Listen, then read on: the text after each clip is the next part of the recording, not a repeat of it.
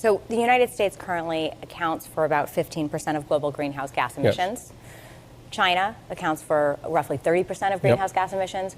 How do we, even if we get to net zero, how do you get China, India, and the other countries to be good partners? China is doing a lot. Yes, they're still building a bunch of coal-fired power plants. And they're still burning coal. Yes, they are. But they are now moving plants away from the cities. The Communist Party wants to stay in power in China, and they listen to the public. When the public says, I can't breathe the air, Xi Jinping is not a dictator. He has to satisfy his constituents, or he's not going to survive. He's not a dictator? No, he has to. He has a constituency to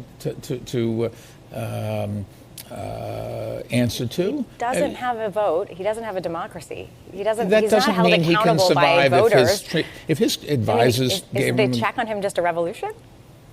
You're not going to have a revolution. No government survives without the will of the majority of its people. Okay? It's just, he has to deliver services. The Chinese Communist Party looks at Russia, and they look for where the Communist Party is, and they don't find it anymore. And they don't want that to happen. I mean, the idea that the Chinese government is responsive to sort of a democratic expression of fresh air, come on, clean of course air. they are. I mean, I'm looking at the people in Hong Kong who are protesting and wondering whether the Chinese government cares what they have to say. Go back and read the days when you have big pollution in Beijing, and they're doing something about it. That's ridiculous. The trouble is you can't overnight move cement plants and power plants just outside the city that are polluting the air, and you have to have their product. So some of it takes time.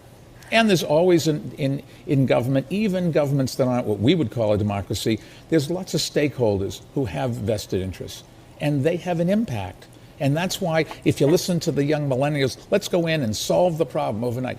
Yeah, that would be great if you didn't have to fund it and get it through legal things.